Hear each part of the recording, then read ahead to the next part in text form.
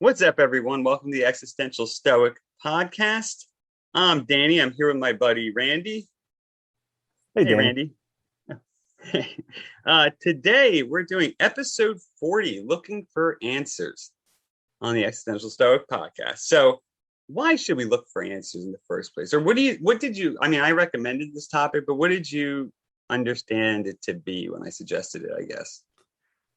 Well, we're always somewhat dissatisfied. I think it's like the human condition to be somewhat dissatisfied because otherwise we just like sit there staring at the sun and just be like, ah. But, being somewhat dissatisfied, we need to breathe. We want oxygen. We need to eat. We need to pee. It's all these things that we want. And in that vein, we're always looking for answers because we think something outside of where we are right now is going to be better. The grass is always greener. That's Like, what I always. thought. What did you think? Well, it's funny that you mentioned that too, because it's like, I just think like the human condition is so funny. Like we're thrown in the world, we're self-aware, we want to understand ourselves. We're given like really very little tools. It's like we're trying to figure out what the hell's going on, who we are. And like you said, I think the dissatisfaction is like this double-edged thing where like it's good because it keeps us going, keeps us doing new things, trying new things, bettering ourselves. At the same time, it also sucks a lot. And it can be like also, detrimental because you get, depressed or down or negative. And I mean, I guess like I was thinking of it kind of the same way, like we all seem to look for answers. And when we're looking for answers, like what does that mean and how do we find them? I mean, I guess was my other side of that too, because I feel like, all of us, like I've been looking, myself, and I think the past few years I've really been looking for like the direction I want to go, right? For an answer for my path, I guess you might say. And I feel like I'm on it now more than I've been in a long time, and that's awesome. But like, there's also like the answer of like, who am I? And trying to figure out like our place or role in the world. There's, the whole like moral question of what is the good person and, but I mean, everything, right? We look for answers pretty much everywhere. And the most difficult part of it, at least for me, is that I somehow delude myself into thinking that once I get this answer, then it'll be better. Yeah. Like, oh my god, this is just Yeah. nonstop. Like I've achieved all these things in life because I thought once I got there, then that would be it. And I was looking for all these answers because I thought once I got that, then that'll be it. And it just never is because it's a constant ongoing one answer after another after another after another. Well, it's like, and as soon as you do solve a problem or get an answer, there's always another one, right? That comes up, another question. It's funny though, too, because like it is like what you just described too is like it's sort of like a focus mechanism too, though, right? Like you focus in on this one thing. I just got to answer that. I just got to get that, and that will solve everything. And we pretend like it'll solve everything, but the reality is it never does, right? I mean, there's nothing that solves everything. I mean, a lot of people dream about like, say winning the lottery because they think a big cash sum will solve their problems. It won't. It'll theoretically maybe solve financial problems, but even then, a lot of people go bankrupt because they don't know how to manage the money anyway. So it's like, Mhm. it's like these other questions just keep coming up no matter Yeah, what we do. or even with money problems solved, you still have health problems, you still have interpersonal problems, you still have like having to do things that you don't want to do. And it's just like all these problems exist. And so we must go looking for answers. And when people do that, they search on YouTube looking for answers and they find this video on YouTube or they listen to the podcast. Yeah. I Yeah, know. right. And then they Yeah. like, they So subscribe, they click notifications, they do all these they wonderful share it things. with their friends. Yeah. They share it with their friends and family. Yeah, that's No, exactly what they do. it's awesome. Yeah. But yeah, Yeah. it's funny. I feel like, like that idea when I thought of like looking for answers, I feel like it's like, it's like the state we're in constantly almost, especially if we're trying to better ourselves, grow, change our situation, whatever. Basically, if we're living life, right? We're looking for answers in some way, shape, or form. Well, So, let's look at it, yeah. first. Like, let's do the pros of looking for answers, and then at the end we'll do All the right. cons of looking for the answers, and then we'll kind of see how Stoics and existentialists take a look at it, and then Yeah. we'll convince everyone to like, subscribe, and click the notification bell. Damn right. That sounds good. So the pros of looking for answers. Well, here's the thing. Ask and it shall be given you. Seek and you shall find, knock and it shall be opened unto you.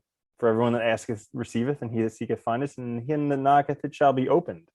So like Nice. looking for answers, yeah, if you want something, you have to go look for it. And then once you look for it, it's almost a self-fulfilling, like it's pretty much yours the moment you want it. You just need to continue going after it. So looking for answers, I mean, if there is something that you really want, looking for answers is a great way to do it. It's funny. I think a lot of people like what you're suggesting there too is like looking for answers and also asking questions or asking, right? Because you have this question, there's other people or other sources out there that might know more than you. So asking them, getting help. A lot of people I think struggle with You this. have not because you ask not. Yeah. That's And I think a a lot of common saying. people though struggle with that because of, our schooling system, especially, that nervousness if they don't know the answer, they don't think that the question's a good question, right? And so they end up really like basically paralyzing themselves, moving Okay, forward. dude, that is such a good thing because right now I am in language school as an adult. I'm Yeah. learning another language, and it's like it's very difficult. But this is the second language that I've learned as an adult. So like I realize that there's going to be struggles. I'm Right. going to get it wrong. English I'm going only, to look right? like So an you idiot. learned English late. Yeah. Yeah, exactly. I started out with just mumbling, and then English was my second language. Did really well in the ESL classes. So, like, I understand that you have to look like an idiot. You have to not know what's going on. And I'm in this class with a lot of other adults who are struggling because they're trying to look like they're good at this, and they're struggling because they're upset that they don't know how to speak the language in like a month. And it's just like that's just part of the process. Like you just keep at it. You just do it a little bit more and a little bit more and a little bit more, and eventually you get better. Well, it's funny too. It's like learning any language is hard. And you're trying to learn Thai, which I imagine is even harder because, right, you're talking about a very different, use of your vocal cords and stuff, mouth and everything. That makes it hard to produce the sounds and stuff and learning all this different stuff. So it does make it, I think, it's interesting because I think, to think that you would be good or that you have to pretend that you're good just seems absurd. Mm-hmm. And I think that's a great lesson too, because anything we start new, we're going to be bad at. Yeah, No one's perfect. and yeah, and it's actually it's somewhat liberating to be able to just look bad and be bad at it, and because honestly, I feel like that's the best. I'm learning those mistakes that I've made where I felt like an idiot in class. I learned that stuff immediately. Oh yeah. Whereas like trying to study it at home and like going over the flashcards over and over and listening over and over again, it doesn't stick as fast. But when I look like an idiot in class, I remember that. Do you know what I think it is though? I think it's also like your attitude, right? Because when you're not afraid to look like an idiot, you're having fun with it, right? You're not worried about other people's perceptions. You're having fun with it. You're actually engaging with it. Your brain's focused. It's not worried about this other bullshit.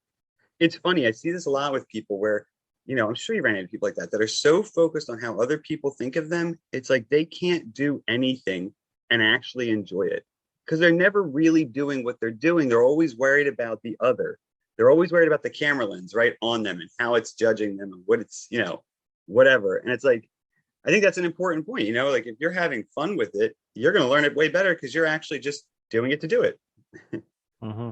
Yeah, definitely. Yeah, and then so otherwise, looking for answers. We were talking Like about I pros, think right? that yeah, we're talking about pros for looking for Yeah. answers. I know, right? Yeah. We get we get off topic a little bit. Sometimes. Looking for answers, it helps you get what you want, but also what it does is it really helps you figure out what you want. Yeah. Because I think you and I talk about this all the time. We spend an inordinate amount of time trying to figure out exactly what it is we want. That's like one of the Yeah. hardest things is figuring out what you want. No, dude, I mean, I feel like that all the time. I have no clue what the hell I want most of the time. It's like, and a lot of it too is like, in a way, it's funny because I feel lucky. It's like when I try to think of like things I want to do with my life, right? I have so many interests that a lot of times it's hard to pick, right? Because I know like if I focus on one thing, well, then other things have to take a little bit of a back seat sometimes, or other interests, right? So you are making a choice, and it's like in a way though, I feel lucky because I have all these interests, and I'm willing to try. And I think that's one of the great things about looking for answers is it gives you a chance to really just explore yourself, the world. And I think when we look for answers, it's part of the human condition. I think we do realize ourselves in the process. It's part of the sort of game of life, right? Is trying to figure out who we are and trying to make this the best life. And the only way to do that is to ask questions, is to look for some answers, right? Yeah. Mm-hmm. So, what are some other pros of looking for answers? I mean, I think it's okay. ooh, it's like that Yeah. explore exploit paradox. I know, right? Yeah. That explore exploit paradox we were talking about in like episode 2 or whatever it was, where when you're new to something, you need to explore a lot. But once you've been there for a while, you're established. You can exploit the things you enjoy, and you don't have to look around as much. And so looking for answers is kind of like that. It allows you to benefit from that explorer thing to where you can find out a whole bunch of new stuff. And then you get to really, because another problem that a lot of people have is like, they're so young, like even us, we're approaching 40. We're still so young, like Yeah. literally lifespan nowadays, we're maybe approaching half life. So Yeah.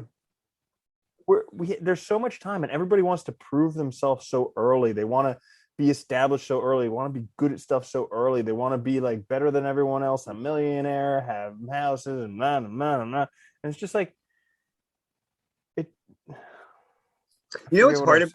Well, it's funny on that note. It's funny because what's hard about that is I think every one of us, like, that expectation or the desire to have it now, we can imagine where we will be in 10 years, or we imagine where we want to be. And it's like, we don't want to wait for it.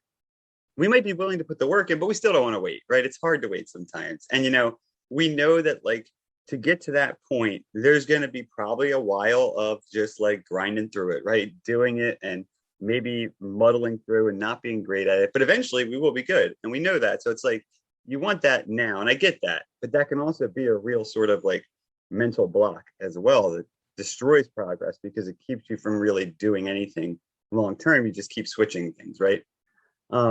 Yeah, it's interesting. I think that exploring thing that you're talking about is really important because it's like every question we ask gives us like a new set of tools and skills to apply in the world. It gives us a new way of looking at things. And I think that's, to state the value of that is, I think, impossible, really. I mean, if you think about it, every experience with a new person gives you a different, really, perspective on the world. It gives you a new experience entirely. And I mean, that in and of itself is, what was it? Camus said, right? It's like, the good life is like, basically staying in an absurd state as much as possible, like literally a collection of experiences. And I think, when you think about it, it makes some sense. But in this context, I think the more we put ourselves out there, the more we explore and ask questions, the more we just see the world from as many angles as possible and know what's out there. Like if we don't try things, we won't know what we can do. Mm-hmm. And it is, it's kind of a funny. So I'm reading this book on artificial intelligence called "You Look Like a Thing and I Love You." I think that's the name of the title. No, that's a good title. Yeah, because they use an AI to come up with the name of the title.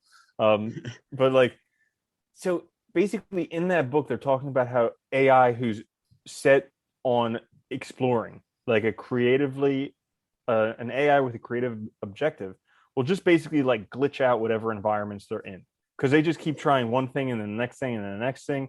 And if they've seen it before, they're not really interested in it. So they always go and try something new. So basically like they try it with old video games, and they're just finding all these new glitches on old video games that they have.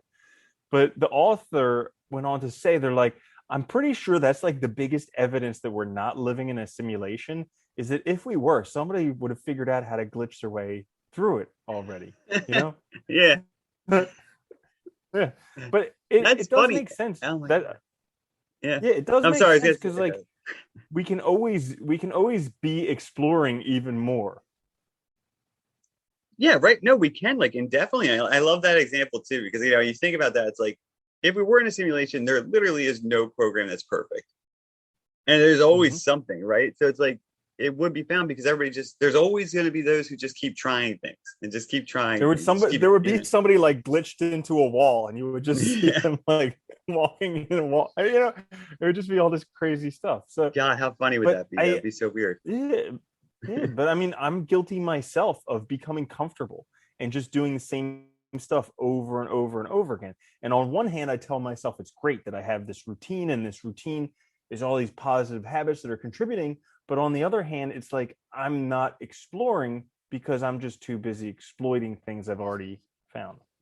I like that you brought that up. I mean, I think everybody, touts the benefit of routine so often. And I mean, there is, don't get me wrong, there's so much that's beneficial about it. But like, I think it's important also to build within your routine time for exploration, time for hobbies, times for things like that, because it is too easy to get comfortable and just do the same thing every day and not really go beyond yourself, not try new things. But I think it's crazy too, because we have this power to, convince ourselves of almost anything. I mean, we can get comfortable in a situation where we're unhappy and miserable, but we know it, we feel secure. And I think that security comfort thing is the biggest danger to questions, right? And to exploration. Mm-hmm. Yeah. Yeah. What was that thing you always used to say about having a hobby made people what? Didn't you? It was you were talking about the one study I was mentioning that they interviewed scientists who had hobbies and they actually were better in their actual job because it gives you a chance to sort of let your brain basically focus on something else and relax, let your subconscious deal with it, whatever the problems you're facing. And it gives you new perspectives to look at problems from. Think about it. If you go to the same job every day, you come home and you just watch Netflix, you don't do anything else with your brain, you're not doing anything else. Those problems, you're always looking at them from one angle. And it's the same old worn out angle. If you do something new, you take a walk in the woods, take up a new skill or whatever, it gives you a chance to start exploring other skills and other things that you can then use, right, in your other parts of your life to actually solve problems more effectively. And I think people forget that asking questions, I think, is one of the best ways, or looking for answers is one of the best ways to get to solving problems, right? Because that's literally what it means. It's solving something. You found an answer, presumably, if you can find it. Mm-hmm. Yeah. So, Oh, any sorry. I just thought of something too. This is also one of the reasons why I came up with this topic too, is I was thinking, I think you see it more and more now, especially with say like politics, for instance. Like a lot of people, they want answers to be black and white. They want it to be very clear, this and that, morality, life. Dude, they don't Yeah. no, they don't. In politics, Well, yeah. they're like, is it racism and gun control? That's the black and white. And it's like Yeah. it's not either or. It's two separate issues. And it's like you're either a racist or you're about gun control. And it's like there's no good options. No, there's not. There never is. But you know what I mean? Like, I think a lot of people that they want this certainty in life, right? And I think that desire for certainty can also be a crutch because it forces us to not seek out new things, to not ask different questions, to not ask hard questions. If we expect everything to be the same all the time or to be easily answered, we can't really, ask new things or look at things differently. And I think that's one of the biggest dangers too. Hi, Mo. Sorry. Yeah. So are there any questions that are coming up like in your life that you're looking for answers? Because I can think of a couple that kind of have been recurring recently in my life. Like for instance, one big one that I have is, am I making the most of my life? Oh God. Yeah. And that's like a really tough one because it's like, damn it, I'm trying so hard in all these areas, but this isn't perfect and this isn't great. And it's like, well, if I'm looking at like a B type average, I'm like, yeah, I'm doing really good. But then it's like, but can I be doing better? And it's like, ooh, that's a tough answer to look. Dude, that question comes up for me a lot too. And that's one of the hardest ones, I think, because it's that sort of dangerous line between like, you can always, I mean, what do you mean by the question too? Because it's like, in terms of like what success, you can always push yourself harder, but you're gonna, everything we do, right? We have to sacrifice something else. And it's like, it's finding that balance of what's the good life look like for me, and then organizing your life Mm. that way. But that is, I know, I agree with you, dude. I ask that question all the time. Like, could I be That's doing more? a Like, Yeah, that's a could better I be? way to ask it. What's a good life look like for me? As opposed to, am I making the best of my? That's a silly way to ask it. I've been asking it. What's a Well, no, good no. life look like to me? It's funny. I do that to myself too. Though, like, I'll be like, say, working on projects, and like, am I really using my time effectively? But then I really step back and I'm like, look, I wouldn't want like Elon Musk's life. I wouldn't. I know I wouldn't. Like, he's got a ton of money. It's great. He's done some awesome things. But that type of work-life balance, is actually not appealing to me at all. And I know that. And since I know that, I still ask the question sometimes. I'm still guilty of being like, oh, you could do more. What are you doing? Blah. But I try to pull myself back and be like, but that's not even really what I want. So if I know Hmm. that, I can hopefully get to that balance a little better and find the appropriate answer, but it's not easy.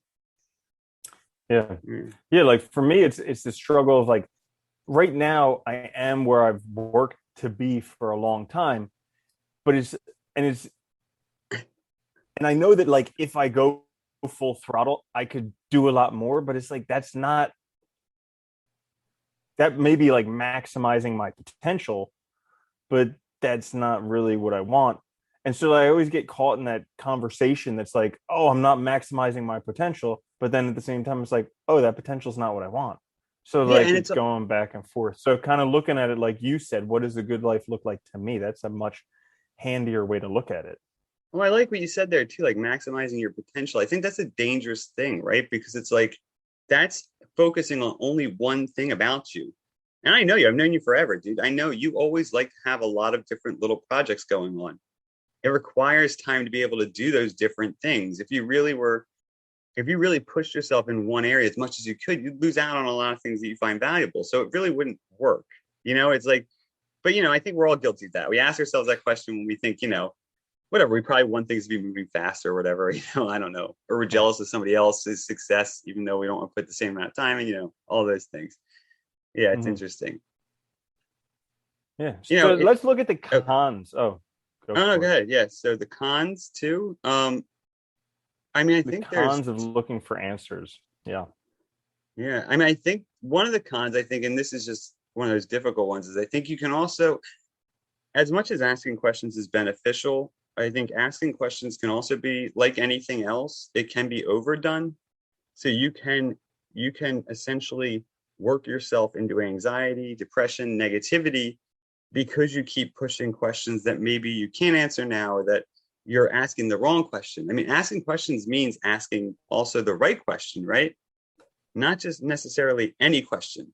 And I think that's one of the difficult things we struggle with is a lot of times, just like you were saying with the last example, it's really like asking the wrong question. And that's why you get, negativity or you angry at yourself. Yeah. Yeah. When you were just saying that, okay, something clicked in here. Okay. So there's asking questions, there's looking for answers, and then there's also just allowing answers to come to you. And Oh, so I think that those are three separate activities. And I think that two of them are very important, but one of them can be somewhat detrimental. So, like, the asking questions and asking really good questions I think, is really important because your brain's like a oh yeah. supercomputer and it'll answer whatever questions you ask it. If you ask it, why am I such an idiot? It'll find answers for you. But if you ask it, like, how can I be the best salesman in my area? It'll find answers for you. So, like, I think Oh, that's very important. And I and real quick on that also, note too, I think also too, like by doing that too, you also increase your brain's power. You make it more powerful, I think, by doing that. Definitely by using it. mm, And I think that's also an yeah, important, component to that. Sorry. Go definitely. ahead. And so like in along with that, allowing answers to come up, that's important because you can't, for the most part, you can't really like find answers. Or the answers that you find may not be the best answers because oftentimes you're kind of like you're grasping straws. You're trying to find anything. Whereas like if you ask the right questions and then just allow and then just quiet yourself and allow the answers to come to you, I think that's a much better strategy. than going looking for answers, because oftentimes when you're looking for them, you probably won't find what you're looking for. I actually really like that too, because the idea of just looking for answers, right, implies like you don't, if you're asking the right questions and you're letting the answers come, you're doing the things you need to, you're seeking out the help you need, right? And the answers will come eventually, right? They'll come and the right answers will come. But if you're just looking for answers, you could be going online, you could be doing anything, right? It doesn't mean you're actually A, asking good questions, or B, even getting good answers that you can even really do anything with. Because part of having an answer to a question is also understanding it, right? And being able to understand that it is answered and that you know sort of what you're looking for, all of that. So I think this is why it's such a challenge. And I think why we also are always in this sort of pickle that we all are looking for answers all the time. Because it's like, Mm-hmm. it Yeah, requires so much self-knowledge and everything else. yeah. The other thing that I was thinking about was like the grass is always greener mentality. Oh So God, it yeah. seems like, it seems we're always looking for answers, and the answer's always somewhere over there.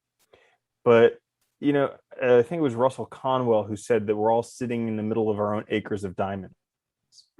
And so, like, how is it right? How is right here the answer? Because Oh, I that's like that. and that's like, how I said I get caught in that thing of like always going to the next thing, because as soon as I get to the next thing, I don't even take time to enjoy it. I just like so far into the next Right thing. past it. So Yeah. like actually taking time to see that like this right here is an answer. It's an answer to something previously. So like how is this an answer? And how can this even be an answer to right now to whatever questions I may have? And I then from like there that'll open you up. I really like that too, because it just reminded me of, and again, like in existentialism, when you talk about like authenticity, and Nietzsche specifically really talks about this with like the doctrine of eternal recurrence and all, like thinking of ourselves as, we are who we are now because of everything that we did in the past before we existed, but specifically, right, our choices, our actions, all of that. And part of like being authentic is taking full responsibility for ourselves, recognizing that and living in a way where we can affirm ourselves, affirm the person we are now. So even if we have bad stuff in the past, I can say to myself now, like, yeah, but I'm on the right path now, right? So all that stuff was necessary for me to get here in this life, in my experience. And if I recognize that, right, you're in that field, like you said, of done, you see the answers there, not beyond you. And I really like that idea too, because I think, for a lot of people, that jealousy, that envy, that looking beyond ourselves is also not taking responsibility for ourselves. Because a lot of times when people do that, they're looking for other things to blame. Oh, they had wealthy parents, or oh, the system's rigged against me, or oh, if only this happened in my past and I didn't make that choice, or I didn't. It's like, but you did. So you're here now. How do you move forward on your own, right? Not sort of like, I don't know, jerking off in your imagination to some fantasy about something that can't be, Mhm. right? Yeah. Yep. Yeah, that's a great point. Yeah, because looking for excuses isn't going to do anything. Definitely not. No, and that's the danger, because excuses can be flipped for answers, right? I think that's the other downside. Is that's why you have to know the question and really know what you're looking for. So you're not just Hmm. seeking out a justification, you're looking for an actual answer. Because the answer could be good or bad to you, but it's still an answer, right? It could be, you might not want it, but it's still the answer, right? If you ask the question the right way. Hmm. Yeah, Yeah. and so like a lot of the looking for the answers is because there's something that we either have or we're experiencing that we don't particularly like at the moment, and there's some like tension there. So one practice that I've been doing recently, and I learned about this from The Power of Positive Thinking by Norman Vincent Peale, but he was talking about how he was on a cruise ship, and he told people that like every night before you go to sleep, just go to the back of the cruise ship, and whatever worries you have, just imagine yourself dropping them off the back of the cruise ship and just watch them go off in the water behind you. And so I've been doing that practice for probably like a week now. There's this little water thing that I go past every day. And so as I go by there, just whatever worries I may have, I just imagine myself just releasing them there and letting them just go. And then just allowing myself to be in peace. I And I like that. think Oh, that go ahead.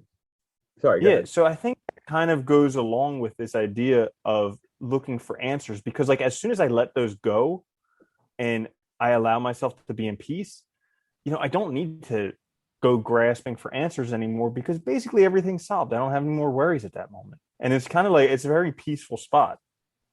Well, I think no, that's such a good point, which is, the frantic search for answers is not a healthy state. That is really, trying to get away from yourself, running from yourself, distraction. I think you're right. You kind of need that piece to ask the right questions and to recognize also that sometimes the answers are right there in the moment. They're right there now.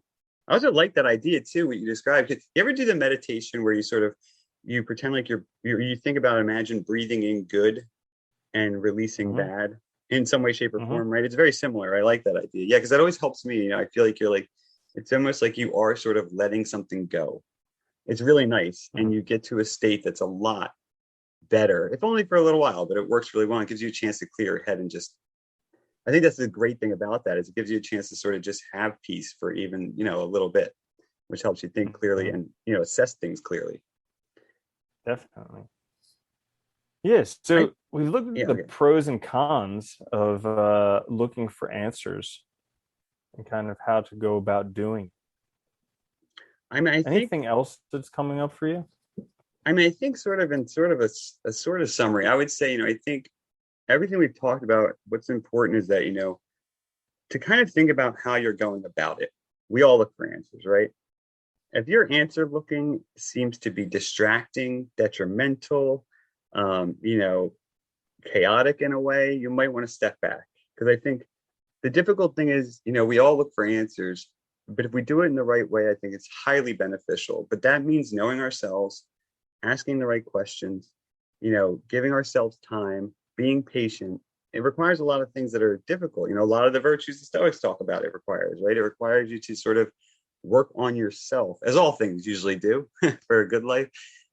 But I think, with that in mind, I think, we can maybe separate out the two as saying like looking for answers in a healthy way is very different from sort of that other type of answer seeking, which is more like grasping for justification rather than like really asking questions. Mm-hmm. Maybe. Yeah. And I would even go so far as to say to ask for help in Oh, yeah. in your seeking answers or your questions. And that could be help from a friend, a trusted person, a counselor.